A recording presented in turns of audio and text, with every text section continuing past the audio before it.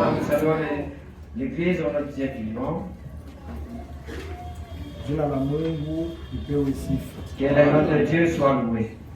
Kwa neema aliyotufanyishia De la grâce qu'il nous a faite, tupate kupumzi que ya uhai. nous ayons le souffle de vie. Amen. Amen. Mina mpitia mchungaji Je dis merci na asosio wake avec son associé le pasteur juu ya confiance walizonifanyishia pour la confiance qu'ils m'ont accordée, nisimame huko mbele yenu njoo kuleta neno ya Mungu. que je me tienne devant vous pour apporter la parole de Dieu. Mungu apate kubariki jamii Que sana. Dieu le bénisse richement. Mungu abariki kila ndugu, Que Dieu bénisse chaque frère, abariki kila dada chaque sœur mwenye aliweza kujikaza qui s'est donné. wakati neno la Mungu lilikuwa linahubiriwa Aussi kwa longtemps kusikia. la parole de Dieu était prêchée pour venir écouter. Mungu apate kubariki mwe bote. Que Dieu vous bénisse tous. Kama kwa kitu kile niwezi kusema kila neno ya Mungu S'il y a quelque chose que je peux parler qui n'est pas la parole de Dieu, kiweke pembeni. mets tout cela de côté. Na kama kinalomba tuonane Et tuongee. si ça demande qu'on se voit, parler, je suis prêt. Amen. Mungu atubariki jamii sana. Que Dieu nous bénisse richement. Avant niazi, Avant que je ne commence, tulipenda kusoma utuntu mwingi. j'ai voulu lire quelque chose. Mbroshiri nasema Brochure qui dit les signes alama de la semence du temps de la fin. ya mbeko ya wakati ya mwisho. Ilikuwa péché 1962. Péché 1962. Paragraphe 48. Paragraphe 48. Or, Japo nous avons été placés ici pour un but. tuliwekewa hapa juu ya kifukuzio fulani. Ndio tunaamini C'est ce que nous croyons. et nous devons. Na tunapasha, C'est une exigence. ile ni shorti. C'est une obligation. Ile ni shorti. Abalombe ya vie. On ne demande pas la vie. Amen. Amen. Abalombe ya vie ya Mungu. On ne demande pas la vie de Mais personne. ni obligation. Lakini ni shorti. Nous avons été placés ici pour un but. Shi tuliwekewa hapa juu ya kifukuzio moja fulani. Et nous devons accomplir ce but. Na tunapasha kutimiza kile kifukuzio. Quel est ce but? Kile kifukuzio ni nini? Choisir Kuchakula entre la mort kati ya lufu et la vie. na uzima. We mwenyewe Toi-même, uchakule tu choisis uzima la vie au lufu. ou soit la mort. We mwenyewe Toi-même, leo aujourd'hui, kama unataka kunyangwa enfer, si tu entres dans l'enfer, hapana hata mambo ya ce mahubiri. n'est pas le problème des Neno prédicateurs. ya Mungu inahubiriwa malugha yote. La parole de Dieu prêchée dans toutes les langues. Watumishi ya Mungu ba masansi yote Les serviteurs wanashakuri. de tous les sens ont déjà prêché. Mambo Les problèmes, yanakia kwako wewe. ça reste maintenant à toi. Uchakule Et tu choisis entre uzima entre la vie na lufu. et la mort. Utafuata kwa Qu'est-ce que tu vas suivre? kama ni lufu ni wewe mwenyewe ndio Si utaingia. c'est la mort, c'est toi-même qui Kama tena y ni entrera. uzima Si wewe la mwenyewe mort, ndio c'est la utaingia. vie, c'est toi-même qui vas y entrer. Amen. Amen. Asema nous devons accomplir ce but là. Sasa tunapaswa kutimiza kile kifukuzio. Choisir entre la mort et la vie. Kuchakula kati ya lufu na uzima. Nous avons été placés ici pour un but. Tuliwekewa hapa juu ya kifukuzio mwa fulani. Et nous devons accomplir ce but Na tunapaswa kutimizia kile kifukuzio. qui est de servir Dieu. Ile yenye ya kumtumikia Mungu. Amen. Amen. Kama Mungu anakuchunga na leo mzima, Si Dieu t'a gardé encore en vie aujourd'hui, ni njoo mtumikie. c'est pour que tu le sais. Est-ce que réellement unamtumikia? Réellement tu le sais. Kama unamtumikia vya kweli. Si tu le sais, Est-ce que Mungu na yeye anachika sipo kuna mtumikia? est-ce que tu reconnais que tu le sais? Parce que Mungu mtumikia kwa Mungu unatumikia Mungu. Parce que si tu sers Dieu, Ya Mungu ashone kazi yako unafanya. et Dieu ne voit pas l'œuvre que tu fais. Asa ile kazi yenyewe unafanyia Mungu. Maintenant, l'œuvre que tu as accomplie pour Dieu, Kufuatana na vile yeye Mungu anapenda. selon ce que Dieu veut, Anasema nini? il dit quoi? Asema Mungu asisabonge ya kazi ataka Dieu loko. n'oublie jamais aucune œuvre, même une petite. Maintenant ni namna gani kuna mtumikia? Mais de quelle façon tu le sais? Alléluia. Amen. Parce que nous sommes fils et filles de Dieu. Maana tuko bana wanaume na wanawake wa Mungu. kama kuko bantu wanapaswa kutumikia Mungu, S'il y a des gens qui doivent servir Dieu, mishia c'est nous ici. asubuhi ya Ce leo matin d'aujourd'hui, Mungu alikuweka hapa. Dieu t'a mis ici. Mungu aliongoza mikulu yako. Dieu a conduit tes Peut-être pieds. jana ulikuwa malala. Peut-être hier tu étais malade. Peut-être ulala ukuwe Peut-être bien. tu t'es dormi mais Na tu Mungu étais pas anakupatia bien. ile pumzi ya uhai. Dieu t'a donné ce souffle de Kile vie. anakuingisha ukuye Dès hapa. qu'il t'a fait entrer que tu viennes ici, Anakufikisha hapa na kifukuzo il t'a fulani. parvenu ici avec un objectif. Il faut uchague entre Il mzima na faut que tu rufu. choisisses entre la vie et la mort. Kitu gani utafuata? Qu'est-ce que tu vas suivre? Alléluia. Amen. Mungu atubariki Que damingi. Dieu nous bénisse richement. Bila kukawia, Sans plus tarder, tutasimama juu ya sema neno la Mungu. lèvons-nous pour respecter la parole de Dieu. Na kusema vitu vya Il mingi. y a beaucoup de choses à parler, Mais vile Mungu atapermettre, mais ce que Dieu permettra, ndio vile c'est vitasemewa. ce qui sera parlé. Na vingine Et vinabakia, ceux qui resteront, haina kazi yangu, ce n'est pas mon ni travail, kazi ya Mungu. c'est le travail de Dieu. Exode chapitre 4, Kutoka sura ya 4, verset 1. mstari yake ya kwanza. Nitaomba Mungu. Je vais prier Dieu. Baba, tunakupikia asante, tunabariki jina lako Père, asubuhi ya nous te leo. disons merci et nous bénissons ton nom ce matin. Juu ya neema unatufanyishia tena, Et ta grâce que tu nous as fait encore. tukusanike kando kando ya neno Et yako. nous nous réunissons autour de ta parole. Mtakatifu na Mungu wetu, C'est notre Dieu. angalia nkundi mingi yoi hapa Seigneur tukusa. Regarde ceux qui courent au milieu d'ici. Aba nikuie mie Seigneur. Ils ne sont pas venus pour moi. Shina na kitu kya kabaila Seigneur kile Je nitapapatia. n'ai rien pour leur donner. Na mie Seigneur niko nakuomba na pasa vile niko Moi, nakuomba. je combats comme eux. Nabo Et, na mie Seigneur et moi-même, tunakuwa kumbele nous yako. venons devant toi. Wewe mwenye kujua mwenendo yetu. Toi qui connais notre Wewe conduite, mwenye kujua kapasite qui yetu. connais nos Wewe capacités, mwenye kujua mafaiblesse qui yetu. connais nos faiblesses, Wewe mwenye kujua mapenzi yako mzuri qui connais sana. ta bonne volonté parfaite. Ushuke usemezane na sheye sa batoto Que yako. tu descendes et que tu parles avec nous. Mwanzo na kumwisho. Tu deviens avec à la Wewe fin. Baba wewe preeminence. Que tu prennes la prééminence. Tunaomba na imani. Nous avons ainsi prié Kwa avec Yesu toi. Kristo. Au nom du Seigneur Jésus-Christ. Amen. Amen. Moïse répondit et dit, Musa akajibu na kusema, voici, ils ne me croiront point, tazama hawastaniamini, et ils n'écouteront point ma voix. hawastasikia sauti yangu, Mais ils lakini diront, watasema, l'Éternel ne te point apparu. wa milele ashukuonekania. L'Éternel lui dit, Wa milele anamwambia, qui as-tu dans ta main? mikono yako kuna nini? Il répondit, Yeye anajibu, une verge. bakora. L'Éternel dit, Wa milele anasema, jette-la par terre. itupe chini, Il la jeta par terre, anaitupa chini, et elle devint un serpent. na bakora inakuya nyoka. Moïse fuyait devant lui. Musa anaanza kukimbia mbele yake. L'Éternel dit à Moïse, Wa milele akamwambia Musa, étends ta main nyosha mkono wako et saisis-le par la queue. na uishike kupitia mkila. Il tendit la main Akanyosha mkono et wake le saisit, na akaishika, et le serpent Na nyoka. relevait une verge dans sa main. inarudia na kuya bakora mikono yake. Munaweza kala watakatifu wa Vous Mungu. pouvez vous rasseoir les saints de Dieu. C'est là, dit Et- l'Éternel, Joe hivi wa milele anasema, ce que tu feras afin qu'ils croient que l'Éternel, le Dieu de leur père, t'est apparu. ili utafanya mjuu ya kuamini ya kusema wa milele Mungu wa baba yao alikuonekania. Les dieux d'Abraham, Mungu wa les Ibrahimu, dieux d'Isaac Mungu wa Isaka et les dieux de na Jacob. Mungu wa Yakobo.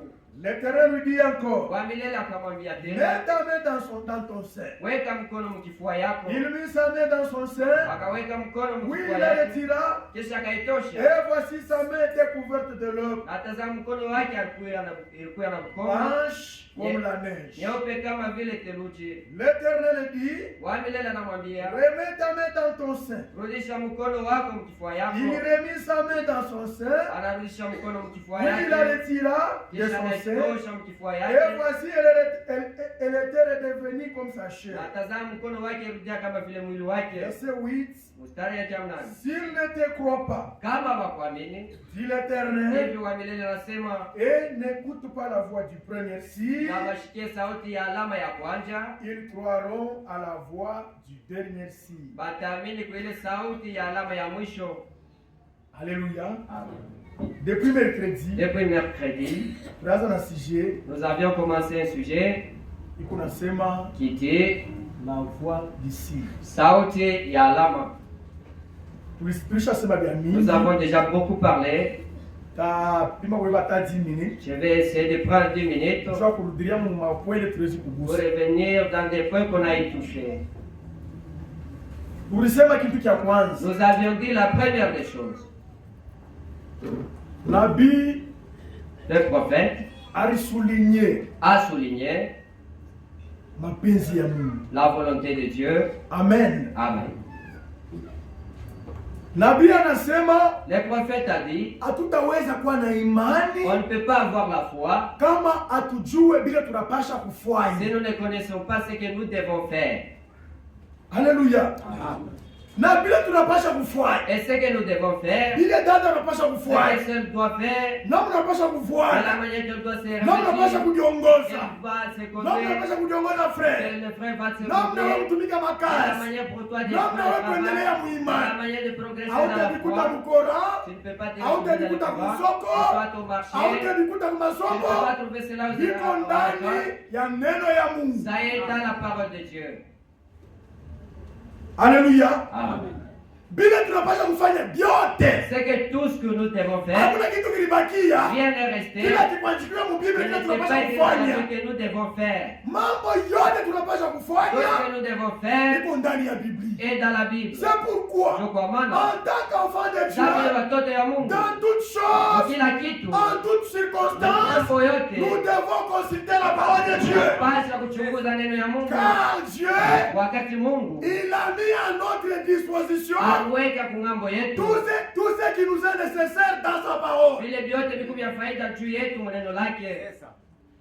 Celui qui néglige la parole de Dieu, Wewe mwenye anabeula neno ya Mungu, yeye mwenyewe kwenye jiua. wewe sais-tu.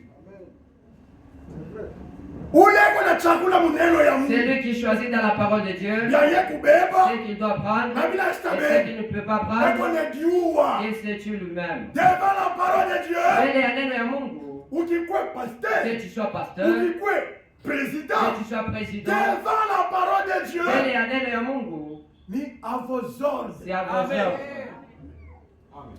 Pasteur anaobéi. Pasteur obéit. Diacre anaobéi. Diacre obéit. Mhubiri ako Le anaobéi prédicateur devant la parole. obéit devant la parole de Dieu. Alléluia. Amen. Mwii dunia, Dans ce monde, nul n'est au-dessus de la parole. hakuna kile kiko C'est nyuma ça ya notre neno. constitution. Ile ndio halali yetu. Alléluia. Amen. Ndio ile nabii alisema. C'est ce que le prophète a dit. Tant que hatujajua mapenzi ya Mungu, Aussi longtemps nous ne connaissons pas la volonté de Dieu, hatuwezi kuwa na imani. on ne peut pas avoir la foi. Imani ya vya La kweli vraie foi iko atashe kuneno ya Mungu. est attachée à la parole Twende de Dieu. tulisema, C'est ce que nous avions la dit. Bible nous dit, Biblia inatuambia n'abandonnez pas vos assemblées. usilofe kwa makutano Pourquoi? juu ya nini? Dieu descend chaque jour. Mungu anashuka kila Eko siku nafunula mapenzi et yake. révèle sa volonté. Alléluia. Amen. Et la Bible dit, Na Biblia inasema la véritable foi imani ya kweli vient de ce qu'on entend. inatoka kwa kile tukunashikia. Mimi insistaka paima. J'insiste sur cette affaire. Frères et sœurs, Dada, hii wakati tukunaishi, c'est tant que nous vivons. faites attention kubile vinaingia kwa mashikio yako. Soignez angalisho ce qui entre par vos oreilles. Alléluia. Amen. Pourquoi? Dieu a nene, Tukunaishi nous vivons wakati moya dans un temps séduction ishakuyala où Tongozi est pleine, kinchupa cha séduction la bouteille de la séduction kinayala est déjà pleine kinaanza na et ça kuvuja. déborde. Alléluia. Amen. Maintenant, Maintenant, séducteur mwenye mtongozi, eko napanda mbeko yake wakati il gani? sème sa semence dans quel temps? En écoutant. Mukushikia. Notre Dieu aussi, Mungu wetu na yeye, il sait yeye kunapanda en écoutant. mukushikia. C'est pourquoi la Bible nous dit dans Matthieu, Hapa na Biblia inatuambia prenez Mathayo, garde à ce que vous entendez. fanya angalisho kubile mkunashikia. Alléluia. Amen. Ile ilikuwa ni point ya kwanza C'était le tulisemezea. premier point sur lequel nous avions parlé. Point ya pili Le tulisemezea. deuxième point sur lequel nous avions parlé. Tulisema sauti Nous avions dit que la voix na alama et le signe ni mnatembea pamoja. marchent ensemble. Amen. Mungu ako anabeba sauti Dieu prend la voix anayefichika mualama. et il cache cela dans le signe. Alléluia. Amen. Wakati ile alama Quand inajireproduire, ce signe se reproduit, mercredi mercredi, nilileta exemple j'avais donné un exemple Pierre Petro, walikuwa na Jésus. ils étaient ensemble avec Jésus. Asema nitakufa pamoja na Il dit que je wewe. mourrai ensemble avec toi. Haleluya. Jésus anamwambia, Jésus lui dit, wewe Pierre, toi Pierre, avant ya nkuku wa wiki, avant que le coq ne chante, wewe Pierre, toi Pierre, utanikana mara 3. tu me renieras 3 fois. Haleluya. Amen. Pierre asema hata. Pierre dit non, Mimi siwezi kufanya erreur. je ne peux pas faire cette erreur. Yeye kama anasema kitu, Si Dieu dit quelque chose, kila anasema ce qu'il a dit, inabaki paka vile. reste tel. Hata kurudisha tena anasema Il ne Pierre peut pas te utanirudisha rentrer, hapana. toi tu vas me... Yeye kusema. Lui a déjà Kila parlé, anasema ce qu'il a déjà parlé, itafanyika. ça va s'accomplir. Mimi nisema J'avais dit, Saberi kwa pale barua yenye kuikana. il suffit qu'à là où ils étaient, Bantu bamingi walishikia. beaucoup de gens avaient écouté, Choko anawika. les coqs chantaient, Wengine wanasema les autres disaient, inakuwa 3 heures. ah il est 3 heures. Wengine wanasema inakuwa Les 4. autres disent, il est 1 heure. Mais Pierre, Mais Pierre, Pierre Pierre, alikomprendre. avait compris. Ile alama ilifika. C'est ce qui Na était là. anaverifie. Et il a vérifié. Ramaiza kumkana mara 3. Réellement, il lui a renié 3 fois. Haleluya. Ah. Wakati Mungu unatuma alama. Quand tu envoies un signe, Hebu unatuma alama. il envoie un Basi ile signe. alama. Parce que ce signe Iko nakuja na vitu vinavyo vinashidusha. vient comme avec des choses qui se Iko na prennent, qui excité. excitent, Iko na impressionner qui watu. impressionnent les gens. Wakati kile kitu Quand les kinafanyika, choses se passent, Mungu ye l'homme, lui, atatafuta kumuona Mungu mwile il alama. va chercher à voir Dieu dans ce signe. Haleluya. Wakati anakubali kile Quand il kitu, accepte ces choses, Mungu anamsemezea. Dieu lui parle. Na nileta tena example ya Moïse. J'avais donné l'exemple de Moïse. Frère Branham Frère anasema, Branham dit, le buisson ardent kile kimochi kinaza était kuwaka un signe pour Dieu. ilikuwa ni alama juu ya Mungu. Alléluia. Amen. C'était un signe pour Dieu Ilikuwa ni alama juu ya pour Mungu attirer l'attention de ili Moïse. kuvuta uangalisho ya Musa. Il a fallu Mungu afanye kile Il kitu. fallait que Dieu fasse ces Kama choses. kinafanyishika, Ça s'est fait. Moïse Moïse, akaanza il kutafuta commencera à ni mambo chercher gani kunapitikana. qu'est-ce qui se passe. Haleluya. Ah. Sauti, La voix alama, du signe. alama Les signes na sauti et la voix ndio unatembea pamoja. marchent Na ensemble. Biblia na kifunguzio Et kimoja. ça, un seul but. Haleluya. Amen. Troisième point. Nukta ya tatu, Tulisema nous avions dit, huku maaina mbili ya maalama. il y a 2 types de signes. Alléluia. Amen. Il y a des signes majeurs Huku maalama ya et il y a mkubwa, des signes mineurs. maalama ya kiloko. Na tulisemezea juu ya signe majeur. Nous avions parlé sur les signes majeurs. Tulisema Nous avions dit, selon Dieu kufuatana na Mungu, alama ya munene un grand signe, ile kunatuma mkizazi et la voix chote dans chaque âge, ni nabii wake. c'est son prophète. Haleluya. Amen. Ndio alama mkubwa. C'est ça les grands Na signes. tulisema frère Branham Nous anasema avions lu frère Branham avait un dit, prophète nabii c'est le signe principal de Dieu. ni alama ya msingi ya Mungu. Pourquoi? Juu ya nini? Wakati Mungu anatuma nabii, Quand Dieu envoie un eko prophète, namutuma il lui envoie na ainsi dit le Seigneur avec il voit dans la juu ya saison kile kizazi. pour cet âge-là. Na mimi nisema Et j'avais dit, narudirishia hapo je tena. reviens encore plus Wakati là. Mungu anatuma ile alama prophète, Quand Dieu envoie ces signes prophètes, asinombe avi ya il Mungu. ne demande pas la vie de quelqu'un. Il l'oblige. Il anashurtisha Kubale wanatafuta kuepuka. à ceux-là qui Il veulent être faut épargnés. uitike kile Mungu Je anafanya. dois accepter ce que Dieu fait. Haleluya. Amen. Wakati Mungu anatuma message baki. Quand Dieu envoie ses messagers, Wakati Mungu anatuma prophète quand Dieu wake. envoie son prophète, Ni obligation. des sûretés. Kama unapenda kutembea pamoja na Si tu veux Mungu, marcher ensemble avec Dieu, udiralie kwa kile Mungu anafanya. rallie-toi à ce que Dieu veut. Haleluya. Amen. Sisi kama unashikia tunasema Si tu écoutes Mambo nos ya paroles, alama. les problèmes du ciel, pa ile alama à ceci-là, weka kwa prophète. mets là-bas un prophète. Maintenant problème yetu Notre problème, wakati ndio tutafasha defu. les temps nous fait. Problème yetu Notre problème, haina kualama. ce n'est pas ceci. Mambo yetu Notre ni affaire, sauti. c'est la voix. Haleluya. Amen. Tulisema kuko 3 principes Nous avions dit qu'il y a 3 principes yenye inapasha ionekaniki qui doivent être manifestes juu ya kurekonetre ya pour kusema reconnaître que réellement hii alama réellement ni ceci, Mungu alitutumia. c'est Dieu qui nous a envoyés. Haleluya. Amen.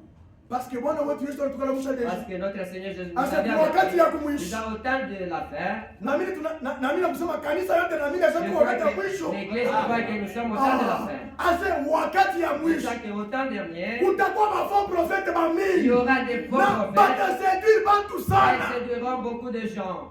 Na alituambia bakwe bajui. Il nous avait dit comment les reconnaître. Alléluia. Amen. Alisema Il avait dit, observez matunda yao. ouais, observez leurs fruits. Alléluia. Amen. C'est pourquoi Ndio kwa maana mon frère ma soeur, ndugu yangu, dada Mungu yangu, que atusaidie. Dieu nous aide, Mungu atusaidie que sana. Dieu nous vienne en aide. Nous devons une grande responsabilité. Donc kuna majukumu ya mkubwa, Kile tuiko ce que nous sommes, kikuna direflete.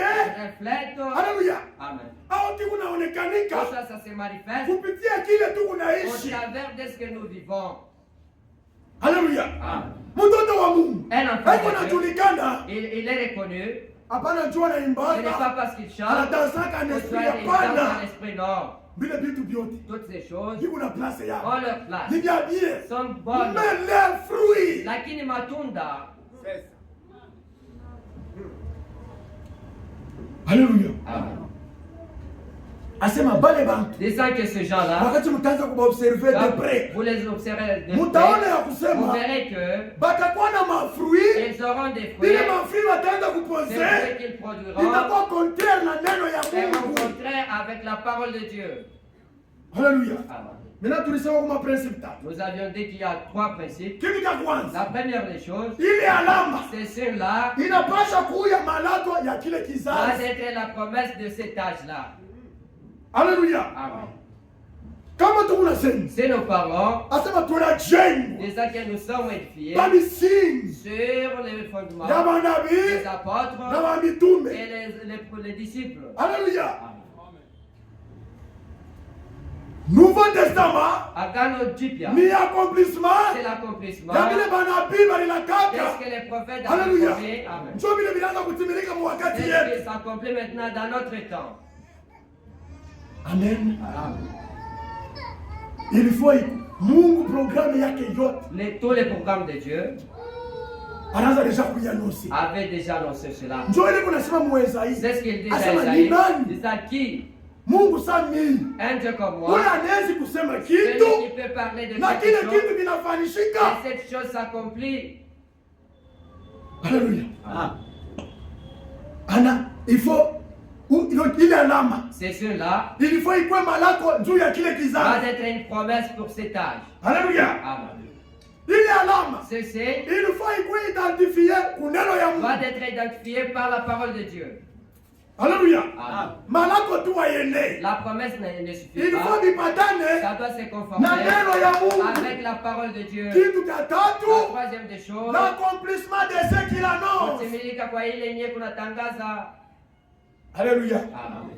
Tulisoma Deutéronome chapitre Nous 18, avions lu Deutéronome chapitre 18, verset 21 à versets 22. 21-22. Alléluia. Amen.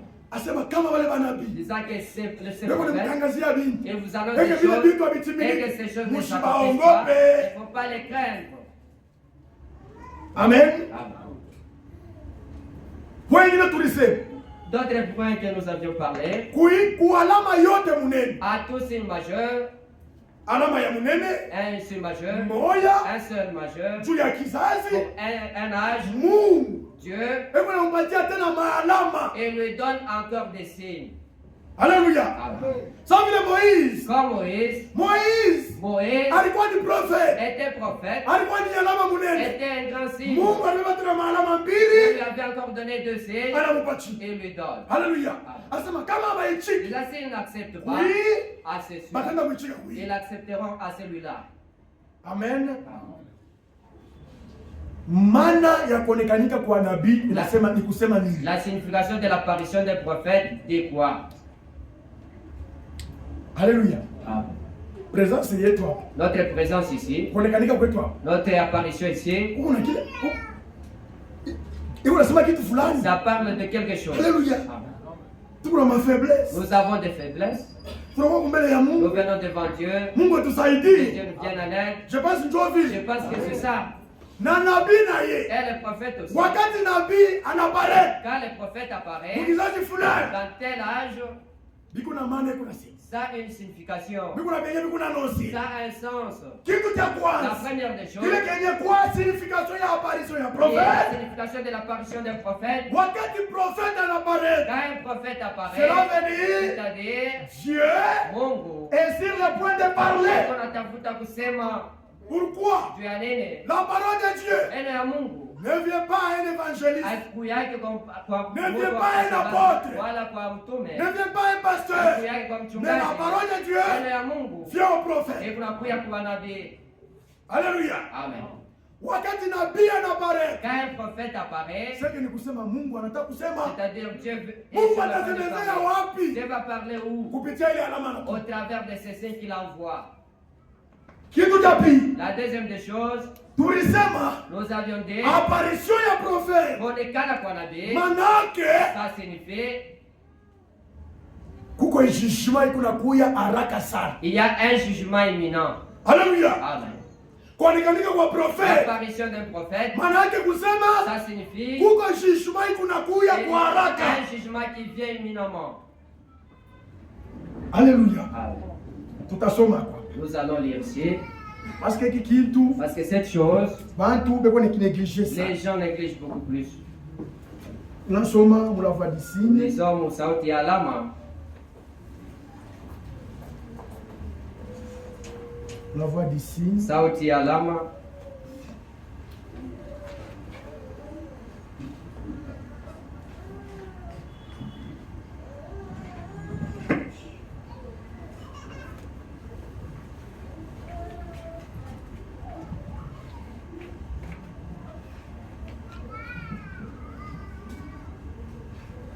Ok. Paragraphe 64. Paragraphe 64, Paragraphe 64 paragraphe 64, jusqu'à 66. mpaka 66. Nasoma tazama tamka Je vais dunia commencer à wakati. citer pour gagner du temps. La voix d'ici. Sauti ya alama, Paragraphe 64. paragraphe 64.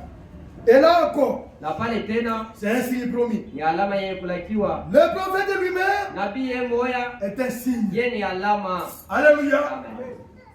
La Bible le dit. Biblia inaisema Quand vous voyez s'écouler des laps de temps, wakati munaona hiyo wakati unaanza kuisha, et qu'ensuite vous voyez venir na kisha munaona un kuja prophète, na kwa nabii, considérez l'histoire de la Bible. mweye mwangalie mbele mambo ya Biblia, Étudiez-la. mwifunze. Chaque fois qu'on voyait s'écouler un laps de temps assez long, Mara yote tunaanza kuona kamuda kaloki kanapita. mais Sasa juste au moment où on voyait apparaître un prophète, wakati yote tunaanza kuona kuonekana kwa nabii, là, pale sasa c'était un signe de jugement. ni alama ya hukumu. Alléluia. L'apparition d'un prophète, Kuonekana kwa nabii c'est un signe ni alama vrai. ya vya kweli. Alléluia. Amen. C'est un signe Ni vrai, alama ya vya kweli un réel. na ya kweli. Kusema kuko na kuya jugement haraka Il y sana. a un jugement imminent qui vient.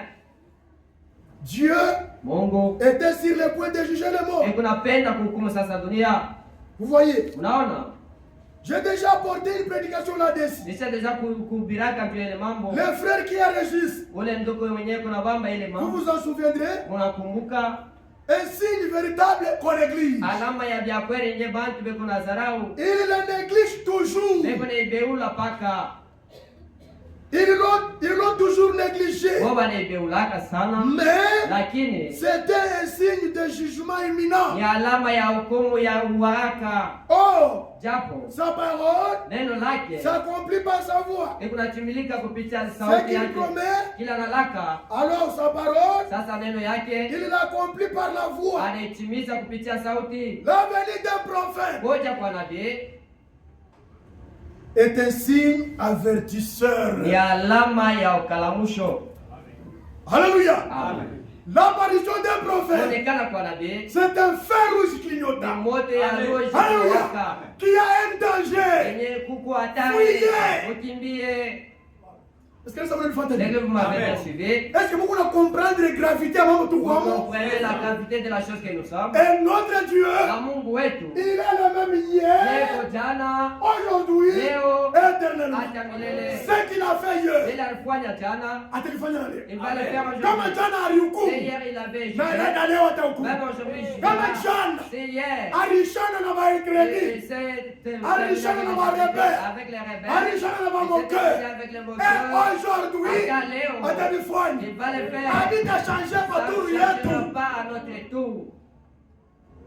Alléluia. Amen. La venue d'un prophète Kuja kwa nabii est un signe avertisseur d'un jugement imminent. ni alama ya ukalamusho ya hukumu yenyewe kunakuya kwa haraka. Cela a toujours été. Ile inakuyaka mpaka vile. Alléluia. Amen. Kuonekanika kwa nabii. L'apparition d'un prophète, Maana yake kusema ça signifie que Mungu anatafuta kusema. Dieu est sur le point de parler. Alléluia. Amen. Na kisha Mungu Et kusema après Dieu parle, ile kunafuata ce qui suit, ni kasirani yake. c'est sa colère. Kifukuzio cha Mungu. L'objectif de Dieu, Juu Mungu wetu parce que notre Dieu, ashina za sheba il n'est pas comme nous les hommes. wakufanya vitu wanaantanda. Pour faire des choses en entendant, Kama Mungu unafanya kitu, si Dieu fait quelque hebu chose, nikifanya une fois pour tout. il le fait une fois pour toutes. Est-ce que ça mnanifuata bien? L'église me suivait bien. Na Mungu wetu Et notre Dieu, asina za sheba il n'est pas comme nous les hommes. Mungu wetu wakati unafanya kila kitu Notre Dieu, quand il fait chaque chose, anakaleka mpaka na plan yake, il a toujours eu son anakaleka plan. mpaka na bite Il a kunafukuzia. toujours un but pour suivre. Haleluya. Amen. Hata wewe frère, Même toi, hata frère, wewe dada, même toi, sœur, wakati unaenda barabara quand tu pars unaona dans le chemin, maaksida tu vois les accidents, na vile unapona même de la au manière que tu es parlé, tu ne comprendre comprends pas. Mungu Dieu wewe unakifukuzia maisha yako. a un but dans ta vie. Haleluya. Amen. Na wakati Mungu Et quand Dieu anatumia watumishi yake, il nous envoie ses anatumia serviteurs, il wachungaji, nous envoie ses Mungu bergers, Dieu wewe unakifukuzio. a un objectif. Wakati Mungu anatuma profete Quand wake, Dieu envoie son prophète, wewe unakifukuzio. il a un but. Kifukuzio chake ni Son nini? objectif c'est quoi? Je pense que je vais être Richard vendredi. C'est là où c'était. Na ndio bado unaanza. C'est là où nous commençons maintenant. Kifukuzio cha Mungu cha kwanza. Le premier but de Dieu, Wakati ako anatuma profete quand il wake, envoie son prophète, kifukuzio kiake. son but, Wewe unatafuta kuatire attention ya taifa il yake. cherche kuvuta uangalisho ya watu wake. Haleluya. Amen. Tunasoma mlava d'ici. Nous lisons sauti ya alama, Paragraphe paragraphe 51. 51, Paragraphe 51, 50. Paragraphe 51, 53, 56 na 57. paragraphe 51, 53, 56, 57. Dieu donne des signes. Mungu iko naleta Pourquoi le alama. fait-il? Juu ya nini kunaifanya? Il donne toujours des signes. Yanaletaka para malama. Il leur a dit Alibambia que c'est dans ces signes qu'il chercherait à les ya voir. kusema ni mwile malama ndio watatafuta wamone. Dieu donne des signes Mungu iko naleta dans malama. le but d'attirer l'attention de son peuple. Kifukuzio cha kuvuta uangalisho ya taifa yake. Alléluia. Amen. Ninasoma mpaka pale. Je lis toujours là-bas. Ndugu bya mingi mtenda Il y a des kusoma kusoma pa Vous 53. lirez 53, À 56, mpaka na 57. jusqu'à 57. Haleluya. Amen. Wakati Mungu anatuma nabii wake, Quand Dieu envoie son prophète, kifukuzio cha Mungu l'objectif de Dieu, ni kuatire attention ya peuple yake. c'est attirer l'attention de son peuple. Ninasoma paragraphe 56. Paragraphe 57. Ninasoma pa 56. 56. Et c'est pareil aujourd'hui. Na njoo vile na leo, Alors que nous cherchons à aborder cela d'un point de vue scientifique, pale kuna tafuta sana kuisemezea kufuatana na elimu par le moyen d'études et d'instruction, kupitia namna ya majifunzo, vous passerez à 1000 lieues de Dieu. mtapita kufuashi ya Mungu. Mtapita mbali sana na Mungu. Voilà. Au nom de Dieu, Haleluya. amen. Mambo ya Mungu Les affaires de Dieu, amefunzaki. on n'étudie pas cela. Haleluya. Amen. Mambo ya Mungu Les affaires de ni Dieu, révélation. c'est une révélation. Na alisema Et il avait dit, paile mwamba. Sur ces rochers, Hapana papier ce mungu. n'est pas sur cette Paile pierre, mwamba. sur Yenye cette kwa pierre révélation. et la révélation. C'est pourquoi Jo kwa maana toutes ces églises e makanisa qui yote n'ont pas la révélation de la volonté de Dieu hawana na mapenzi aujourd'hui ya Mungu leo, ni venye kuweka fondation yabo pa mchanga. ils ont mis les fondations sur les sables. Parce que Jo une véritable fondation fondation ya kweli msingi doit être posée. inapaswa kuwekewa, Alléluia. Amen. Doit être bâtie inapaswa sur kujengewa la révélation de la parole de Dieu. kwa ufunuo ya neno ya Mungu. Alléluia. Amen. Asema kama mnaweza kutafuta Déjà si vous cherchez ulikomprendre musansi ya kielimu comprendre, au vous utalikomprendre. n'allez pas comprendre. Alléluia. Aborder cela comme Moïse Ile kama vile Musa qui avait ôté ses souliers. mwenye alitoshaka vilato vyake, Humble. mwenye kujishusha, L'humilité. ile kujishusha. Alléluia.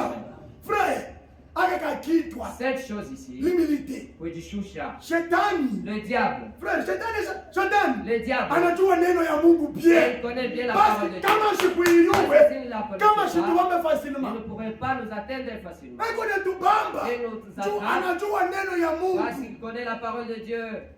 Pourquoi? Dieu anene Notre Dieu dans sa nature, Mungu wetu muhali yake, il bénit les humbles. yeye kuna bariki bantu wa Il kujishusha, élève les yeye humbles. kuna inua wa kujishusha. Alléluia. Amen. Il travaille avec les hommes Yeye humbles. kunatumika na bantu wa kujishusha. Shetani Le diable, anajua kusema il connaît que kama ninebaacha si muhimilite, je le laisse Mungu dans atawabariki. l'humilité, Dieu va les bénir. Chuma nibebe orgueil. Je vais maintenant prendre Ndio l'orgueil. unakuta tu mtu Il trouve seulement quelqu'un, kikuona il n'y a rien, unakuwa mikono il a mapochi. toujours les mains dans les poches. Frère, Moi, mais moi ya avril ya mars moi, ya après, septembre. mai, en septembre, Alléluia.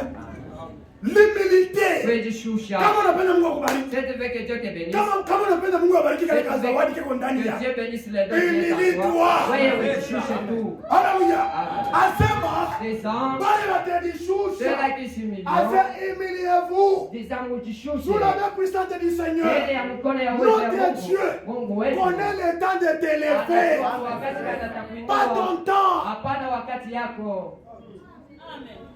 Humilie-toi. Wewe ujishushe. Fais de ce que Dieu te demande. Fanya kile Mungu anakulomba Et Dieu te na bénira. Mungu atakubariki. Donc, Basi c'était là le signe ilikuwa ile ndio alama qui devrait attirer maintenant. ilipasha kuvuta Qui sasa, devrait attirer l'attention du prophète. ilipasha kuvuta uangalisho Maintenant.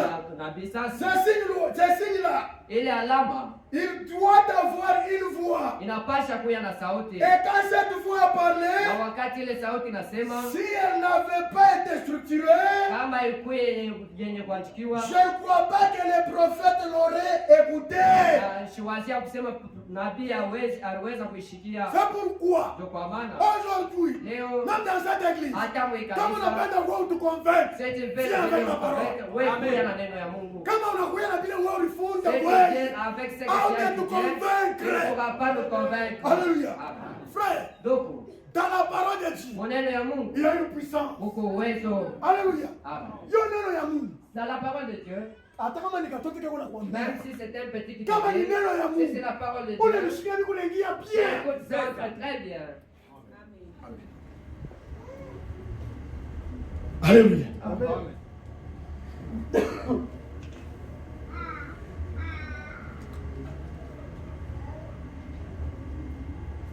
Alléluia. Kitu cha kwanza tunasema La première des choses, nous disons, ilikuwa ni kuatilia attention ya taifa. c'était kuvuta uangalisho ya taifa. Kitu cha pili La deuxième des choses, kenye kwa kifukuzio kia Mungu. qui est le but de Dieu, Wakati anatuma profete quand il wake, envoie son prophète, wakati anatuma ile quand il maalama, envoie ses signes, kifukuzio cha Mungu l'objectif de Dieu, c'est d'atteindre les élus. yeye ni ashike bateule. Est-ce que ça mnanifuata bien? L'église m'avait bien suivi. Wakati Mungu yuko anatuma profete wake, Quand Dieu envoie son wakati prophète, Mungu yuko anatuma ile alama, quand Dieu envoie ce signe, kila Mungu yuko anatafuta ce que Dieu ni recherche, kuatendre ni baeli afikie kwa bateule, bale beko mukile kizazi. ceux-là qui sont dans cet âge. Et aujourd'hui, Na leo, Comme la Bible nous dit, Kama vile neno nous linatuambia, avons été prédestinés. Alléluia. Gloire à Dieu. Nous avons été prédestinés. Avant ya hii dunia mwenye mziki. Mungu alijua sema wewe utakatoa mapenzi yake na utatembea. Alléluia. Amen.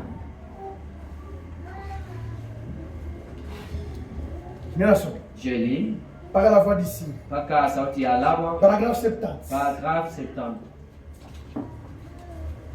La voix d'ici, paragraphe 70. Sauti ya alama, paragraphe 70. Jean-Baptiste Yohana Mbatizaji est venu. alikuya, Il était ainsi. alikuya alama, Il était un prophète. alikuya nabii, Il était ainsi un prophète. alikuya alama nabii, Venu sur la terre. mwenye alikuya pa dunia. Les gens savaient que Watu bajuaka quand kusema il viendra, wakati atakuya le Messie parlerait après lui. Masihi atasema kisha Yohana Forcément, kwa kusukumwa, parce qu'il fallait atteindre mes élus. maana ilipasha afikie kubateule. Alléluia. Amen. Paragraphe 70. Paragraphe 71. Le but de ceci, Kifuguzio kia hii kia Mungu kutuma nabii, de Dieu d'envoyer un prophète, c'est d'atteindre les élus. yeye ni afikie kubale bateule. C'est pourquoi, Jo kwa maana hata kuhii ujumbe, même à ce message, baeli, les élus, kuacha vile vitu vingine neno ya Mungu inakataa. laissez ce que Dieu a parlé de ne pas faire. Habina Ce mécanique, n'est pas mécanique, biku tu automatique. ça c'est automatique. Na ni kitu kiko ndani yako Et c'est deja. quelque chose qui est en eux. Frère, Donc, Paulo kutoa sema kumteuliwa wa Mungu. pour toi, pour savoir que tu es un élu de Dieu, Hapana mambo ya pasteur. il n'est pas question de Hapana pasteur, mambo ya que tu diacre. sois d'un diacre. Alléluia. Amen. We Mungu. Toi-même, Ni kitu kani kenye Mungu anekaka ndani ya mteule wake.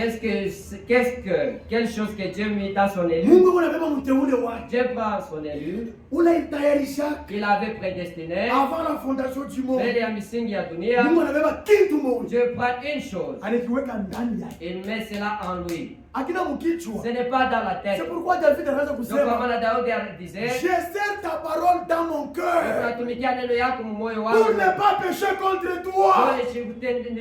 Nisitende dhambi Ule mbele unachunga yako. neno ya Mungu muroho yake. Celui qui garde la parole de Dieu dans son cœur, Anachana na ule wewe unaweka mkichwa. c'est différent avec celui qui la garde Mkichwa. dans la tête. Mkichwa. Dans la tête, Ndio Mungu rentrée c'est scolaire. là où est la rentrée scolaire. Mkichwa. Dans la tête, Ndio Mungu loyer. il y a le loyer. Mkichwa. Dans la tête, Ndio Mungu il y maternité. a la maternité. Mkichwa. Dans la tête, Ndio Mungu ndakulia il y je. a comment manger. Cela veut dire bila ninaingia Ce mkichwa qui entre dans la tête, unaweza kubisabu tu peux facilement. les oublier Mais facilement. vile vyenye kuwa Mais muroho ce qui est dans les ni cœurs, chemchemu c'est une source. kila siku kunachipuka. C'est pourquoi Amen. apprenons Si tu à garder la parole de Dieu dans nos cœurs. Celui qui garde la parole de Dieu dans son cœur, il ne pêche pas facilement. Pourquoi? Il essaie connaître où qu'il est qui. Quand il part à cette chose, Qu'il est qui en dargue. c'est qui est. Ça, ce n'est pas la parole. Ça, ce n'est pas la parole. Ndani. En toi dedans là. Mais wa mkichwa. Mais celui de la tête, de ça est. Mirwanisha J'avais kusabu. oublié. Amen. Est-ce que mnashikia? Est-ce que vous avez compris?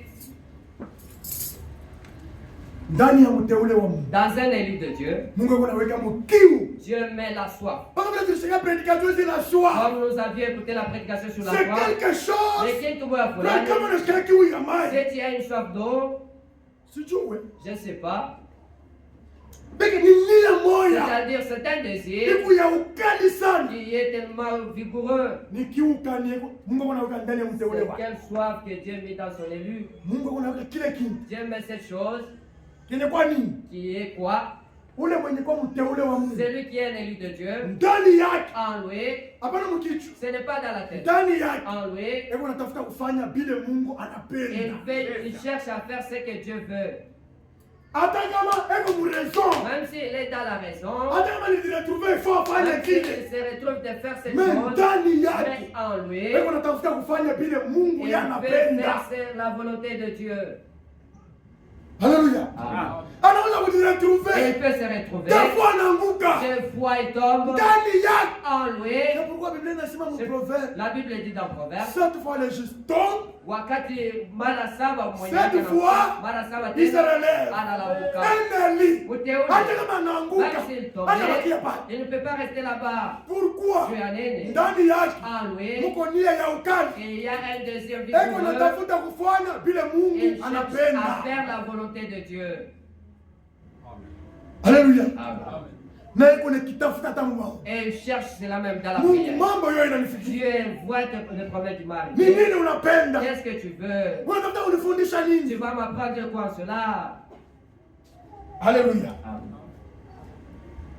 Le but de ceci, Kifukuzo kia hii c'est d'atteindre les ailes. ni kufikia kupatia ule. Ceux qui sortent, Bale benyewe kunatoka. est-ce que ça va me faire Leo entendre? mmesikia bien? Ceux qui sortent, Bale be kunatoka comme du temps de nous. mpaka vile wakati ya Noa. Haleluya. Amen. Na kuika silani kuna ku. Et même à la colère qui vient, Mungu kuna mavazi. Dieu a des vases Il a yenye préparé. qu'il avait prédestinés. Na ile Et mavazi, ces vases-là il voulait soumettre quoi? se soumettent à lui. Abataona ile Ils kasirani. ne verront jamais cette colère. Alléluia. Amen. Comme du temps d'Élie, Mpaka vile wakati ya Elia les 7000. kibumbashi takatifu. Les 7000.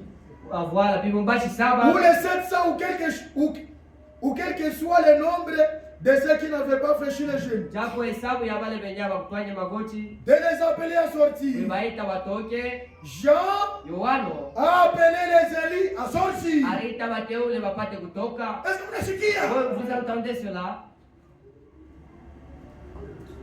Et Na il a remis yeye arudisha ceci entre les mains mumikono de Christ quand il est venu. ya Kristo wakati alikuya, Il lui a remis son église. alimrudishia kanisa yake. Alléluia. Amen. Mirenda pale chini.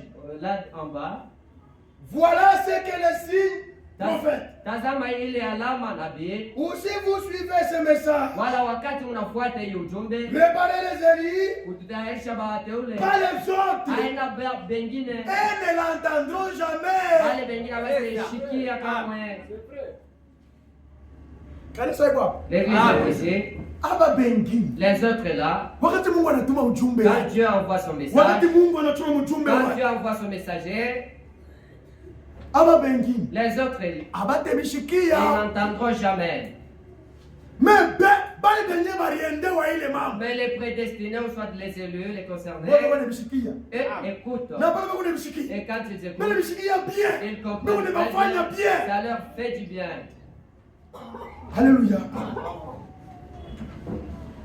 Kifukuzio cha Mungu. L'objectif de Dieu, Wakati anatuma nabii quand il envoie un prophète, ni kuatendre baeli bake mkile c'est kizazi. atteindre ses élus dans cet âge. Amen. Amen.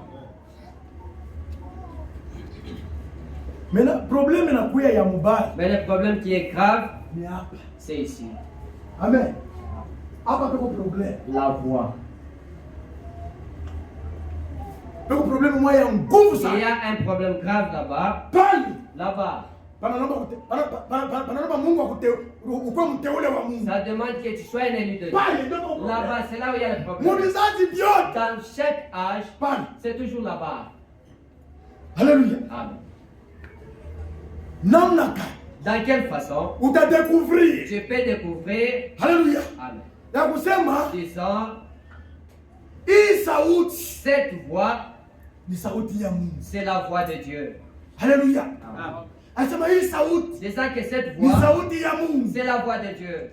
Ya mwingi kizazi. C'est cet âge, Huko vitu vitatu. il y a trois choses. Kitu cha La kwanza, première des choses, ile sauti cette voix ilifaa ikuwe ya mkile kizazi. doit être en conformité de cet Ilifaa âge. ikuwe sauti ile inaangalia bantu banaishi mkile Doit kizazi. être une voix qui concerne les gens qui vivent dans Kitu cet cha âge. pili, La deuxième des choses, Mungu Dieu, wakati unaangalia quand tu regardes, unakuta kusema je trouve que Mungu alilakanga sasa Dieu vitafanyika. avait promis que ça se ferait. Kitu cha pili La deuxième des choses, na kitu cha tatu, et la troisième des ile choses, sauti cette voix ifai patane na neno ya Mungu. doit se conformer avec la Anduseka. parole. Maina yote. Haleluya. Amen. Kitu cha kwanza, La première des choses, il faut il faut ile sauti cette voix, ikuwe mkile que kizazi. ça soit pour cet âge. Amen. Amen.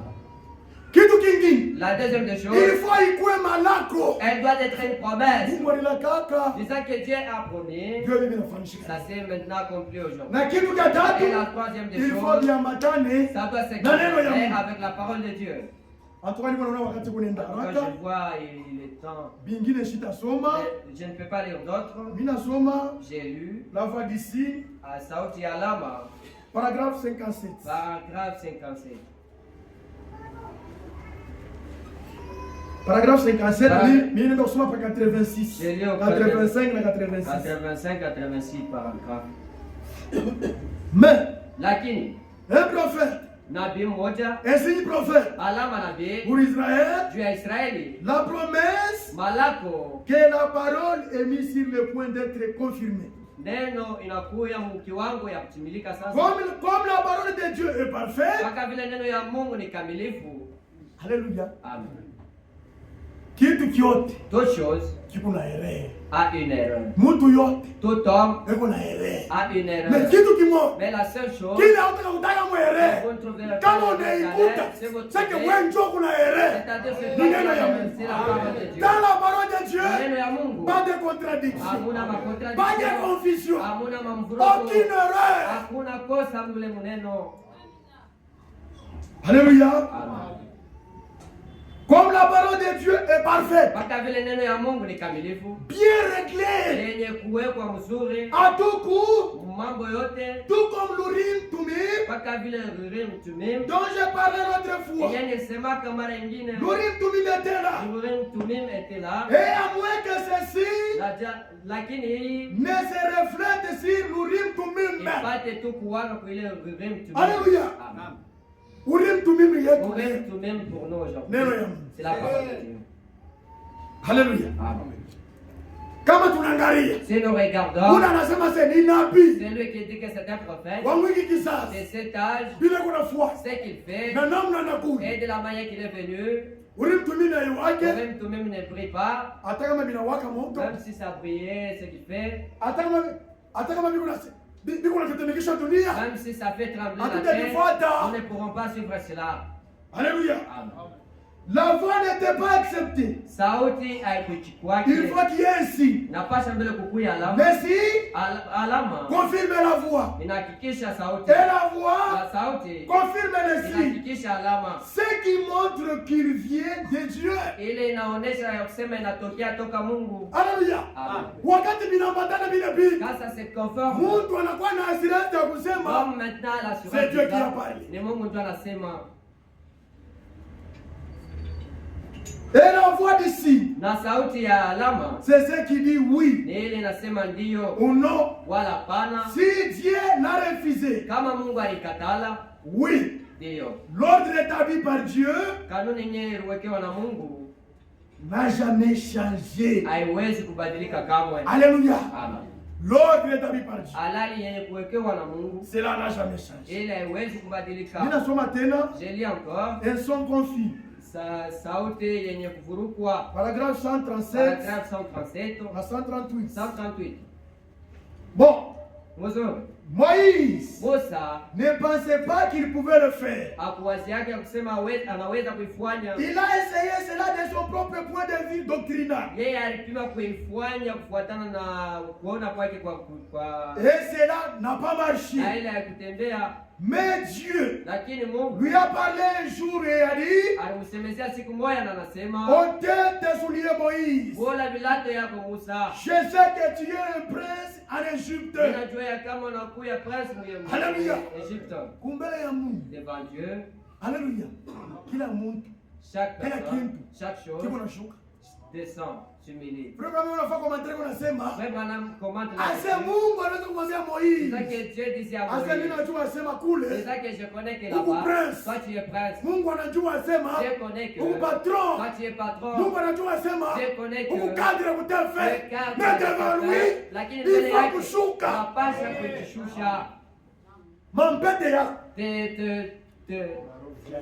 Tes grades kumbele ya Mungu. devant Dieu, Il faut kule bulo. tu dois descendre. Alléluia. Amen. Mais lakini tu n'es rien à mes yeux. wewe hauna kitu kwa macho yangu. Tu es prince en Égypte, Wewe uko prince kule mais à mes yeux, lakini kwa macho yangu tu n'es rien. hauna kitu. La Bible nous dit, Biblia inatuambia si quelqu'un kama moto se prend anajibeba ou se voit être quelque wala chose, anachola kwa tu kitu n'es fulani, rien. yeye hashina kitu. Alléluia. Frère, Tuko cette église, hii kanisa c'est moi. ni Tu mie. n'es rien dans cette Wewe église. hauna kitu mwa hii kanisa.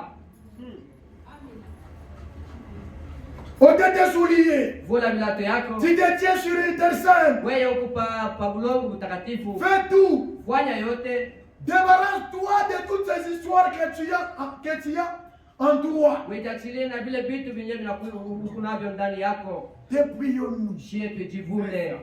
Mon frère, Ndugu yangu, unapenda kutembea na Mungu. je vais marcher avec Dieu. Unapenda kupokea Roho Je Mtakatifu. vais recevoir le Saint-Esprit. Unapenda Mungu Je akubariki. veux que Dieu te bénisse. Depuis-toi. Wewe ujivune. Mungu asitayasha pale penye kuyana Je deja. ne prends pas remplir là où c'est déjà plein. Alléluia. Depuis-toi. Ujivune. Débarrasse-toi. Wewe uitachilie. Et il a entendu un son. Wakati anashikia sauti, Il a dit, anasema je vais t'envoyer délivrer mon peuple. nitakutuma juu ya kukomboa taifa Eh lako. bien, Nani mzuri? ce n'était pas confus. Haikukuye yenye kuvurukwa. Quand Dieu parle, Wakati Mungu alikuwa anasema, un prédicateur anaweza kubikotona. un prédicateur peut faucher. Mais quand Dieu lui parle, Mais wakati Mungu yeko anasema, il ne t'étonne pas. yeye asitatona. Alléluia. Oui. Quand Dieu parle, Wakati Mungu yeko anasema, c'est clair. ni yenye kuwa wazi. Na ndiko nashikirika. Et c'est compréhensible. Ndio David anaanza kusema. C'est ce que David disait. Mungu anasema bana Mungu. Dieu a parlé une fois. Mimi nashika mara mbili. Moi j'ai entendu deux fois. Alléluia. Mais maintenant, Sasa hapa Moïse Musa a-t-il su que yeye anajua kusema n'était pas confus? haikuvurukwa. Alléluia. Et s'il avait dit, Na kama alisemaka, qui me parle? ni nani kunisemezea? Qu'est-ce? Ni nini? C'est parce que la voix qui lui parlait Ni njoo sauti yenyewe inaanza kumsemezea. s'accordait parfaitement avec les Écritures. Iliambatana kwa ukamilifu na miandiko. C'est de cette façon Ni mwele ali que l'on sait, yenye alijuaka, que l'on sait yenye tunajua si c'est un son distinct ou un son confus. kama ni sauti yenye kuwa ya kushikirika wala ya mvuruko. Alléluia. Amen. Si la voix qui vous parle Kama ile sauti yenye n'est pas structurée, hayajikiwe frère, doko. Mungu atusaidia sana. Que Dieu nous a tellement aidés. Vitu vyote Mungu anafanya. Toutes choses que Dieu fait, Ndio ndio kupatana na mapenzi yake ya kizazi. ça se conforme avec la volonté de Dieu. Angalia hata frère Branham. Regardez mes frères Branham. Mbele ya kufa kwake, Avant sa mort, alinaka. il avait Il y aura quelqu'un qui viendra. Utakuya mtu la takuya. Anasema Il a dit, l'église. kanisa, Mwe bale batamshikia. faut qu'il entendrait. Frère, Donc, hapana kuhukumu mtu kama ne yamshikia. juge personne si tu n'as pas encore entendu. Asema mwe bale batamshikia. Faut qu'il entendrait. Musikie bila unasema. Écoutez ce qu'il dira. Kama habina structure. Kama bien dit, Msinifuate. ne suivez pas Mais cela. kama ninapatana. Mais si ça se conforme, Accrochez-vous sur la scène. Alléluia. Alors, Sasa ne l'écoutez pas. mshimshikie, Mais si elle est structurée, lakini kama ni yenye kuandikiwa écoutez-la, uishikie, car maana c'est la voix de Dieu. ni sauti ya Mungu. Alléluia. Amen. Kama bila alama tunasema, C'est ce que le signe parle. binapatana na neno ya Mungu. Ça se conforme avec la Asema parole de Dieu. mkishikie. C'est ça qui écoutez-les. Ni neno ya Mungu. C'est la parole de Dieu. Alléluia. Amen. Mimi nasoma tena. C'est lui encore. Le signe structurel du temps. Maalama yenye kuandikiwa ya wakati. Paragraphe 12. Paragraphe 12. Un prophète Nabii mmoja est lui-même ainsi. ye moya ni alama. Chaque fois que Dieu envoie un prophète, Mara yote wakati Mungu anatuma nabii, faites attention. ufanye angalisho. Le jugement suit cela. Hukumu ikunafuata ile Ça a toujours été le cas. inakuyaga paka vile Ça le sera toujours. na itakuyaga Il n'y tena a paka vile. pas d'échappatoire. Hakuna kwa kimbililia Et cela na ile passe juste par-dessus la tête des gens. kunapita tu yulu ya vichwa ya watu Jusqu'à ce que mpaka kufika mkipimo qu'il soit trop tard. ipate kuya nyuma wa Et les wakati gens na batu ne reconnaissent plus cela. bashinde kutambua tena ile. Alléluia. Maintenant, qu'est-ce qui se passe? Dans tous les ans, dans tous les temps, à chaque fois, quand Dieu envoie un signe prophète, quelque chose se passe. Alléluia. Nabi, un prophète, lui-même c'est ainsi. Dieu lui donne encore des signes et lui donne même la voix. Maintenant, qu'est-ce qui se passe? Tous les gens dans les âges, beaucoup, la plupart des gens aiment les signes. Alléluia. Pourquoi? Parce que ce signe-là fait des choses qui sont bonnes, des choses qui paient attirer l'attention, qui paient les plaire. Mais le problème qui est très dangereux, c'est la voix. Il n'aime jamais la voix.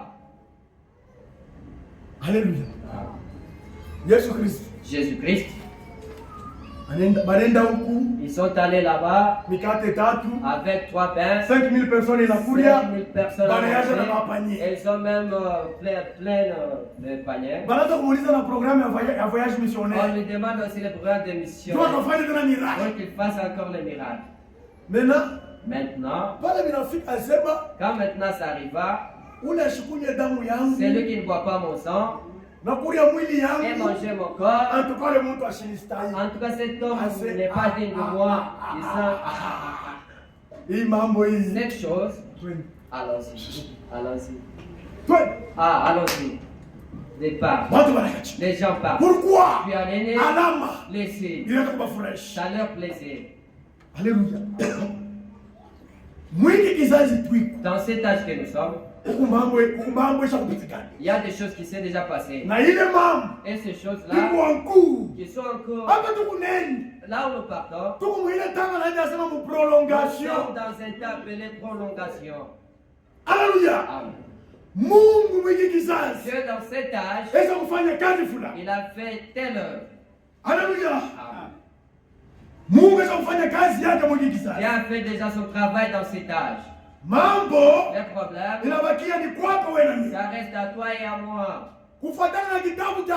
Conformément à l'Apocalypse. Alléluia. Il y a 7 âges de l'église. Il y a 7 anges ou 7 messagers. Et il y a 7 messages. Alléluia. Chaque message par kila kizazi. Dans chaque âge. Alléluia. Dans notre foi, là où Dieu s'arrête, nous nous arrêtons. Là où Dieu met un point, là où Dieu continue, nous continuons avec lui. Pourquoi? Ici, nous apprenons à respecter la parole de Dieu. Nous apprenons à honorer la parole de Dieu. Et celui qui n'honore pas Dieu, celui qui n'honore pas sa parole, on ne marche jamais ensemble avec vous. C'est la parole de Dieu. Quand on nous moi si je te refuse. Quand on a kuipinganisha, si tu commences à t'opposer la parole, moi si je te contredis. Alléluia. Nous apprenons à respecter la parole de Dieu. C'est la parole des rois. Alléluia. C'est la parole des chefs. Il faut respecter la parole de Dieu. Premier âge. C'était âge de fer. Wakati mtasoma Biblia, Apocalypse chapitre 1, chapitre 2, verset 1. Deuxième âge, ilikuwa ni âge ya Smyrne. Apocalypse chapitre 2, verset 8. Troisième âge, ilikuwa ni âge ya Perga. Apocalypse chapitre 2, verset 12. Quatrième âge, ilikuwa ni âge ya Thyatire. Apocalypse chapitre 2, verset 18. Cinquième âge, ilikuwa ni âge ya Sardes. Apocalypse chapitre 3, verset 1. Sixième âge, ilikuwa ni âge ya Philadelphie. Apocalypse chapitre 3, verset 7. Septième âge, c'est l'âge de l'église de Laodicée. Apocalypse chapitre 3, verset 14. Verset 14. Mes frères, écoutez. Sasa bandugu yangu mshikie. Dans notre foi en nous. Imani yetu shie. Kama wewe na wewe. C'est toi aussi. Kama wewe na wewe. C'est toi aussi. Mungu na vile unapaswa kutuongezea. Il y a ce que tu dois nous ajouter. Ndio kitapatana. Tu dois se conformer. Wewe tutakupokelea. Là nous allons te recueillir. Dans notre foi nous. Imani yetu shie. Atuamini ya kusema. On ne croit pas que kuko il y a 8e âge. kizazi kia mnane. Kwetu atuamini. Pour nous on ne croit pas cela. Alléluia. Muimani yetu. Dans notre foi, atuamini ya kusema nous ne croyons pas kuko que 7e message. Kuko 8e message. ujumbe ya mnane. Atuamini vie. On ne croit pas muimani yetu. Dans notre foi, atuamini ya nous kusema ne croyons pas que kuko 8e message. ujumbe wa mnane. Atuamini vie. On ne croit pas de cette façon. Kama wewe. Si toi, Parce que nous connaissons pas. maana tunajua kwa Kama wewe unajua 8e âge. tu connais 8e âge. Kwa wituambi. Viens nous dire. Kama vinapatana na neno ya Et ça Mungu. se conforme avec la parole de Dieu. Tutaichika. Nous allons accepter. Kama ku 8e message. S'il y a un 8e message, nous allons Kama ku accepter. 8e message. S'il y a un 8e message, nous accepterons. Alléluia. Amen. Mu imani yetu. Dans notre foi, Kizazi cha mwisho le dernier âge, ni kizazi cha Laodicea. c'est l'âge de la Odyssée. Alléluia. Amen. Let us talk 5. J'aimerais faire ceci. Si ndio point ya départ. C'est ça le point de départ. Ninaanza hivi. Je commence comme Sasa ça. nilianzia. J'ai commencé par là. Ninaenda. Je pars ici. Alléluia. Amen. Hii ndio nini? Ça c'est quoi? Ndio mwisho, si ndio vile. C'est ça la fin de l'église. Amen. Si nilianzia. J'ai commencé par Ninaenda là. hivi.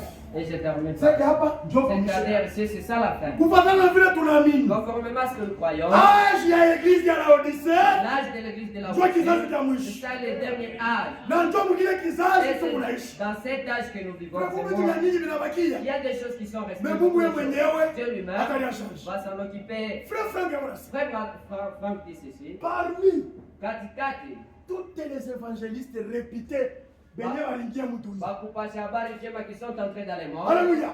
Kulikuwa ba Tony Sport. Il y avait les Tony Osborne. Kulikuwa ba évangélistes wale walikuwa Il réputés. y avait des évangélistes Frère Frank réputés. anaposé question anasema. Franck pose la question dit Ni nani? qui Ule alituambia c'est lui qui nous a dit shughuli yetu kwa. l'âge dans lequel nous sommes.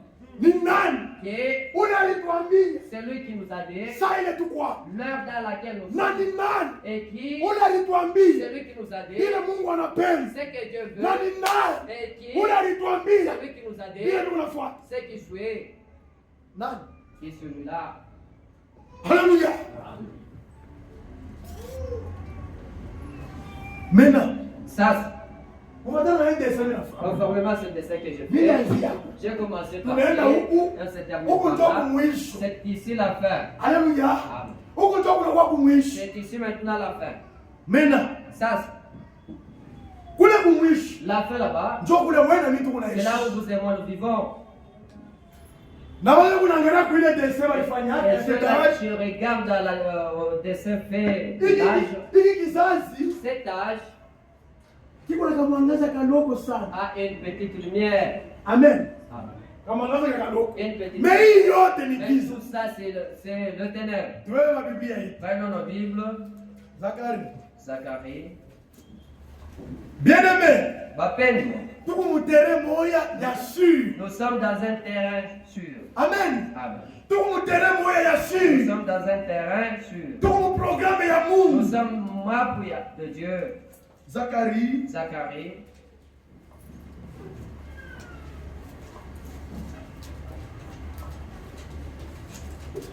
Zacharie. Zacharie. Ndiko tunajua shebo. C'est une écriture connue de tous. Zacharie chapitre 14. Zacharie chapitre 14. Regardons la attention. Si tu es là-bas, tu lis. Merci. Zacharie chapitre 14. Tu vois la attention. Ouais. Zacharie chapitre 14. 14. Verset 6. Verset 6 à 7. En ce jour-là, Mwile wakati il n'y aura point de lumière. hakutakuya nuru. Alléluia. Amen. Il y aura du froid et de la glace. Kutakuya baridi na glasi. Ce sera un jour unique, Vitakuwa ni siku ya upekee connu de l'Éternel. yenye kujulikana na Et qui watu ne sera na yenyewe ni haitakuwaka jour, wala jua ni nuit. wala usiku. Écoutez, Lakini mshikie, mais lakini Vers le soir, la lumière apparaîtra. Alléluia. Vers le soir, la lumière apparaîtra. C'est pourquoi nous sommes heureux.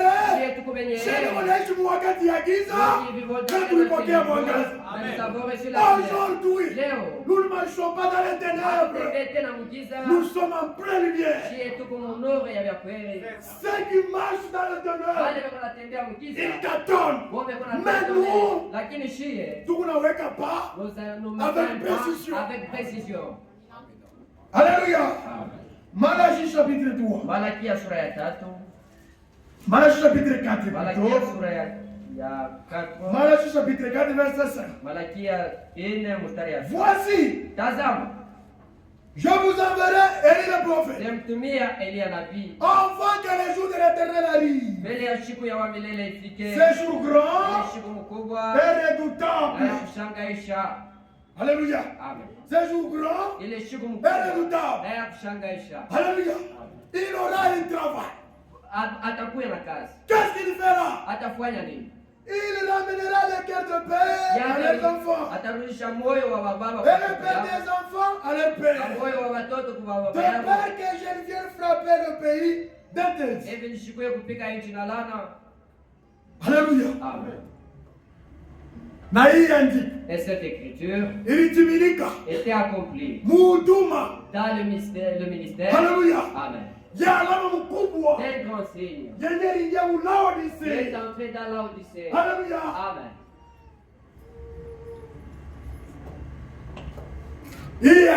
Cette écriture était accomplie dans le ministère. C'est un grand signe que Dieu a fait entrer dans ces temps.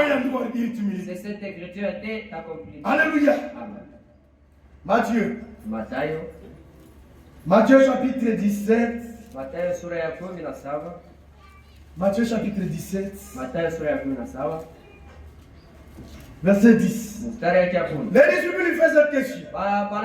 Pourquoi donc les scribes disent-ils qu'Élie doit venir et rétablir toutes choses? Il répondit, il est vrai qu'Élie doit venir et rétablir toutes choses. Alléluia. Asema Élie anapasha kuja. Élie devait venir et rétablir toutes choses. Marc chapitre 9 verset 11. Les disciples lui firent cette question. Pourquoi les scribes disent-ils qu'il faut qu'Élie vienne premièrement? Il répondit, Élie viendra premièrement et rétablira toutes choses. Dans Actes chapitre 3. Il y a quelque chose qui devait se passer.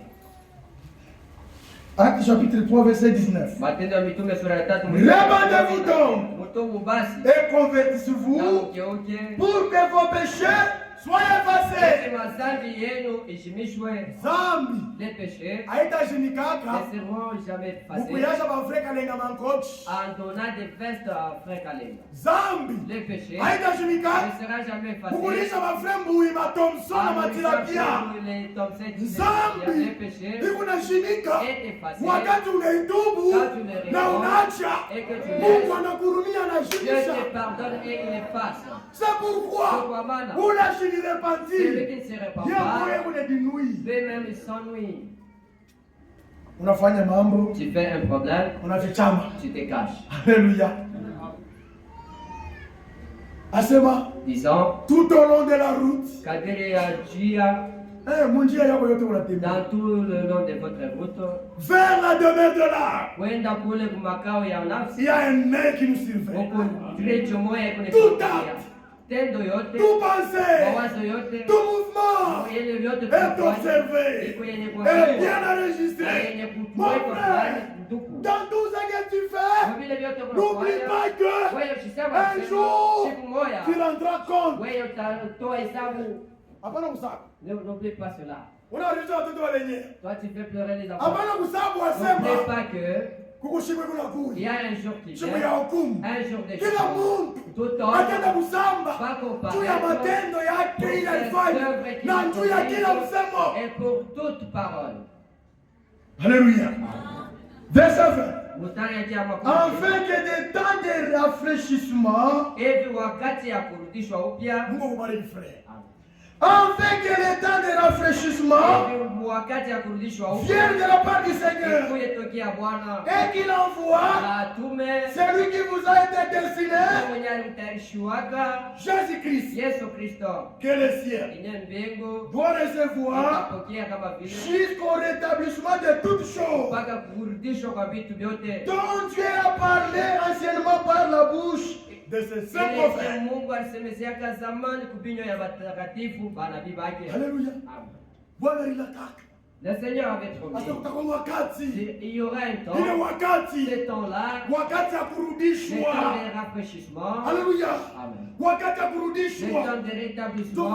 C'est pourquoi il avait dit, répentez-vous. Nous sommes à la voix d'ici. Je lis Sauti Alama. Wakati d'ici, la voix d'ici, Sauti Alama, paragraphe 143. Paragraphe 143. Est-ce qu'elle ne sait quoi pas? L'église est ici. Paragraphe 143. Paragraphe 143. Dans Malachie, Malakia, chapitre 4, il a dit, juste avant que le jour de l'Éternel arrive, huyu Eli alipasha kuya juste avant seulement, hapana déjà mwile wakati, mais avant que le jour de l'Éternel arrive. Frères et sœurs, ile siku imetukaribia sana na zaidi, tellement approché. juste avant que le jour de l'Éternel arrive.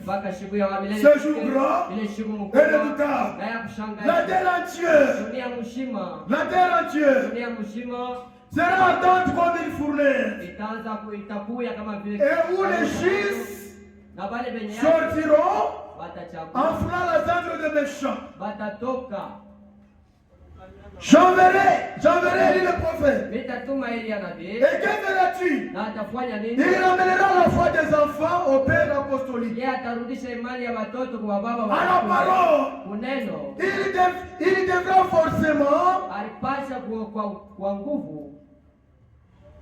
il devra forcément être prophète. Il sera parfaitement identifié. Il sera parfaitement bien identifié. Il aura la même nature qu'Élie. Tout à fait. Son message sera exactement du même genre. Qu'est-ce qu'il fait là? Il condamnera. Alléluia. Mais il y aura des choses qu'il va condamner. Il condamnera. Il démolira. Aucune association, aucune collaboration, rien du tout. Écoutez, mais il aura l'ainsi dit le Seigneur. Alléluia. L'Élie qui devrait venir, il devrait avoir. Alléluia. L'ainsi dit le Seigneur. Dieu a mon frère. Pour toi mon frère. Pour toi ma soeur. Maintenant qu'est-ce qui s'est passé? Quand ce grand mystère est mes frères et sœurs, il est temps. Dieu a accompli de grandes choses. Alléluia. Amen. Il a accompli de grandes choses. Un jour, on a appelé Branham avec une grande foule. Il est critiqué. Il disait qu'il est faux. Ils sont assis là. Banapita. Il est passé. Banapatiana mawakati. Il Mpite. est passé, sur le suite. Banapita, banexpliquer, banasema kila mtu anasema mambo yake. Chacun de son problème. Maintenant inafika wakati ya Frère Branham. Maintenant, le temps de Frère Branham. Wakati anapika. Quand il avait anaanza kuhubiri neno ya Mungu. Quand il passait, il commençait à montrer la volonté de Dieu. Alléluia. Il y avait les gens qui tiraient des photos. Quand ils prenaient des photos, ces photos-là, c'est pas pour faire publicité, mais c'était pour faire tout pour. Dada, surtout vous les sœurs. Faites attention. Unaweza kuona kitu kabule. Mungu Dieu voit comme quelque chose de faites attention avec des parmotages. Quand tu prenais des photos, c'était pour aller critiquer. Les problèmes miraculeux s'est fait. Les photos qu'ils avaient prises, d'autres n'avaient pas montré. Il y avait seulement une seule photo. Cette photo apparaît avec une lumière au-dessus. On a cherché. On l'a confirmé, on a dit. C'était un être. Et le coup, il y a qui ont vu les moyens. Pas naturel, voici. Alléluia. On devait lire dans un livre. Un prophète visite l'Afrique d'ici. Frère, quand un prophète est parti en Afrique, il a eu des camions, des gens ont marché. Frère, Dieu a accompli des grandes choses. Maintenant, Dieu lui donna deux signes. C'est deux signes qu'il lui donna. Les premiers deux signes, Frère Branham, il prenait ses bras, quelqu'un qui est malade, il lui tient la main. Dieu lui montre la maladie de cet homme sur son bras. Frère, qui a déjà fait ça? Dieu a déjà fait cela avec quel homme? Ces choses-là, ce n'est pas le final pour nous. Alléluia. Écoutez. Mushikiye. Le deuxième signe, Frère Branham, il y a des milliers de personnes qui expérimentaient ces dons. C'était pas de trois. Des milliers de personnes. Alléluia. Autre signe, Frère Branham, quand il priait pour les malades, Dieu lui donnait le discernement. Il disait à cet homme sur qui il priait, là où il venait, et ce qui lui a fait arriver cette maladie, le problème qui s'est passé en Alléluia. Et autre chose, il faisait s'y retourner le dos. Il identifie une personne très fidèle. Toi qui es assis au dernier banc, tu es venu de Kaboué, tu es venu pour tel problème. Alléluia. C'était des signes que Dieu lui a. Maintenant, après cela, Dieu lui donna la voix. Amen. Amen. C'est là où je vais chuter par là. Dieu lui donna une voix. J'ai lu. La voix d'ici. Sauti ya alama. Paragraphe. En tout cas, tu l'as il y a des choses qui devaient nous aider. Dieu connaît. La voix d'ici. Sauti ya alama. Paragraphe 170. Paragraphe 175. Souvenez-vous. Dans Apocalypse chapitre 3, à l'âge de l'église de Laodicée, Laodicée, c'est maintenant. Le signe de Sodome doit venir. La voix, c'est là où il y a le problème. Quelle était la voix de ce grand signe que Dieu a envoyé? Alléluia. C'est quelle voix que Dieu a mis derrière le don de discernement. La voix Sauti. Revenez à la parole. Morudie kuneno. Alléluia. Amen. La voix d'ici, Sauti alama. c'est revenir à la parole de Dieu. Kurudia kuneno la Mungu. Alléluia. Amen. Minasou. J'ai lu. La voix. Sauti. Revenez à la parole. Morudie kuneno. Détournez-vous de ces credos. Mwe mwende mbali na ile mafundisho ya Et watu. de ces dénominations. Na ile masevu. Et tournez-vous de nouveau vers la parole. Na mwe mgeukie kuneno. Alléluia. Amen.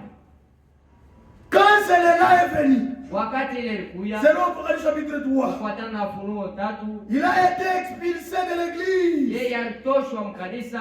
Tout comme à l'époque là. Mpaka vile mkile kizazi. C'est ce qui s'est passé même aujourd'hui. Jua yenye inapitikana na hapa leo. Wakati frère Branham, Quand frère Mungu Branham, anaanza kumtumikisha, j'ai travaillé avec lui, ma invitation ilikuwa plein. il y avait beaucoup d'invitations.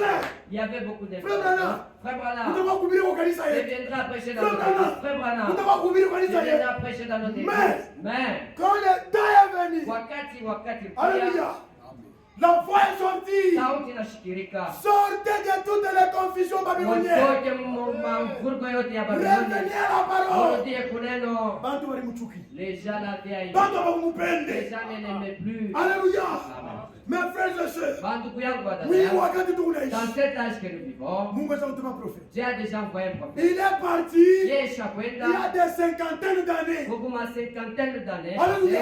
Amen. Mungu atakufanya kazi Dieu a yake fait déjà son travail. en tant qu'église. Sa vile kanisa, Dieu nous demande Mungu anatulomba revenir à la parole. shie turudie kuneno. Ne soyez pas limités Shie tushikuye tuna au mipaka. miracle. Tushishimamie Hapana kuna tu miujiza. kusema Uswa Mungu tede. wa Branham, Le Dieu d'Abraham. frère Frère. Branham a Branham travaillé, alitumika il est parti. na anenda. Mais les dieux Lakini Mungu de Branham, Mungu wa les dieux de Branham, ces messages, Mungu wa ujumbe. nous dans notre foi, Shie muimani yetu. nous ne croyons pas le message de Branham. Shie tuamini ujumbe Nous ya croyons Branham. au message de Dieu. Shie tunaamini kwa ujumbe ya Alléluia. Mungu.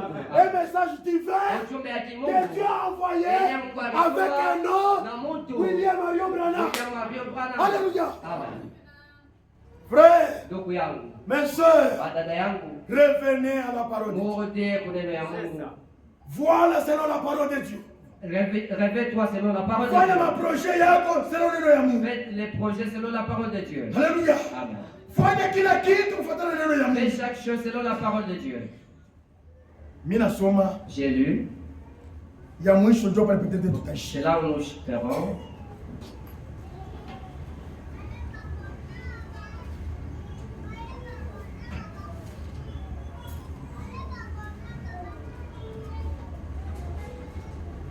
Usikie vile nabii anasema. Écoutons ce que le prophète dit. Na mingi ndio vile vinabakia. C'est beaucoup qui est resté. Mungu anajua. Le Dieu connaît.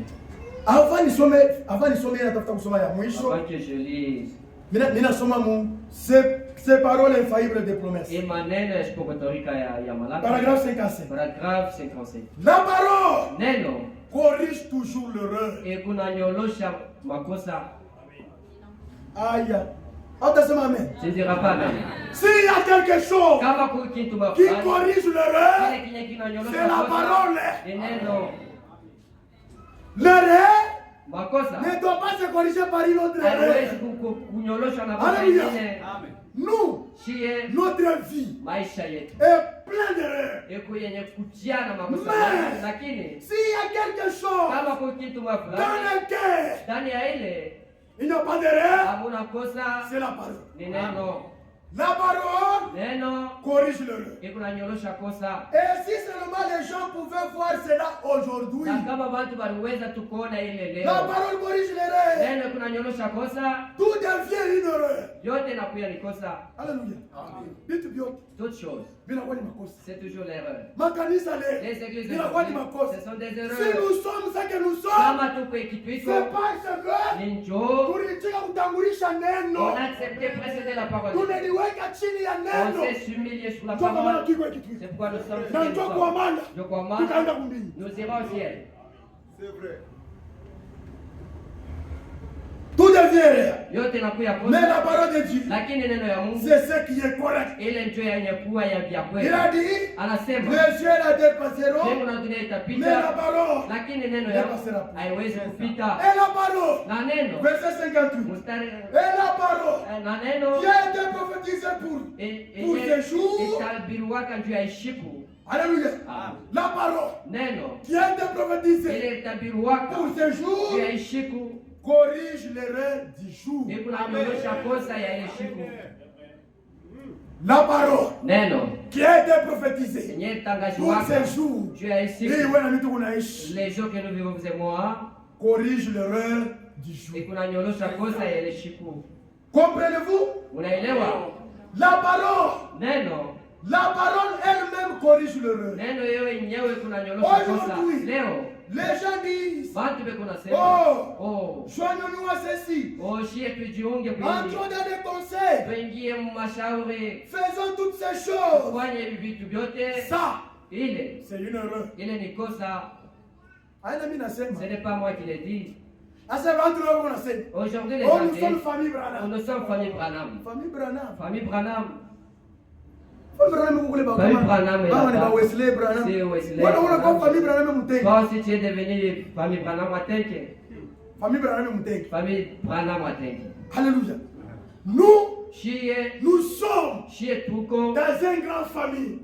Chama mkubwa. Unaweza kwenda. Tu peux partir. Unaweza kwenda fashi moja. Tu peux partir à un endroit. Au kute pour famille Branham. Je trouve pas une famille Branham. Mais tout mon chama mo. Mais nous sommes dans une Il est famille. chama. Dans cette famille. Iko fashi yote. C'est partout. Ni chama ya Yesu. C'est la famille de Jésus. Alléluia. Amen. C'est pourquoi nous sommes C'est mercredi. pourquoi j'ai dit mercredi. Il y a des prédicateurs Beaucoup bahubiri. qui ont rendu ce message nul. Wale wanauleta wanafanya hii ujumbe Bali rendre mauvais service oui ujumbe. Pourquoi ils n'ont pas compris la volonté de Dieu? mapenzi ya Mungu. Alléluia. Amen. Le problème, Mambo ce n'est pas élever Branham. haina kumnyanyua Branham lui-même, Branham yeye il a mwenyewe élevé Jésus-Christ. alinyanyua Yesu Kristo. Alléluia. Amen. Asema tu unasema tuingie mwi mambo. C'est ça que les gens Tufanye disent, hivi. faisons ceci. Frère Branham Frère anasema Branham dit, ça c'est une erreur. ile ni kosa. Ya kusema c'est frère. Pour dire que Hivi frère, tuma tabernacle ya kwa mtenge. kusaba tabernacle ya Tumunganeni. mtenge, Tuwe ili kimoya. que nous soyons Hata. bien. Ce n'est pas cela. Asema c'est une erreur. Disa ile ni kosa. Nous sommes un peuple à part. Shie Amen. tukufanya Alléluia. Amen. Nous avons un programme différent de tout le monde. Tukuna mambo ya kuachana na bantu wote. Et la parole Na neno vient après inakuya kisha et corrige na cette inanyolosha erreur ile kosa en s'identifiant lui-même, kujitambulisha yeye en mwenyewe, identifiant l'heure, kutambulisha wakati, en identifiant l'âge. kutambulisha kizazi. Alléluia. Ah. Nous savons que Tunajua ya kusema ces choses vile vitu sont la ni vérité. vya vya kweli. Nous sommes frères Franck. Frère Frank, Lettre circulaire, barua ya kuzunguka, lettre circulaire, barua ya kuzunguka, octobre-décembre 2014, Octobre décembre 2014, page 16. page 16. Mes frères, écoutez. Bandugu yangu msikie, Alléluia. Écoutez, mushikie shauri ya frère Franck. les conseils de Frère Frank. Attachons-nous fermement au véritable message. Tuambatane na kuujumbe ile ya vya kweli. Attachons-nous fermement. Shie tuambatane kwa kabisa kabisa. Hata kama frère kalenga na kufua. Kama si frère kalenga mwe. Attachons-nous Shie fermement tuambatane kabisa au kabisa. véritable message. Ujumbe ya kweli.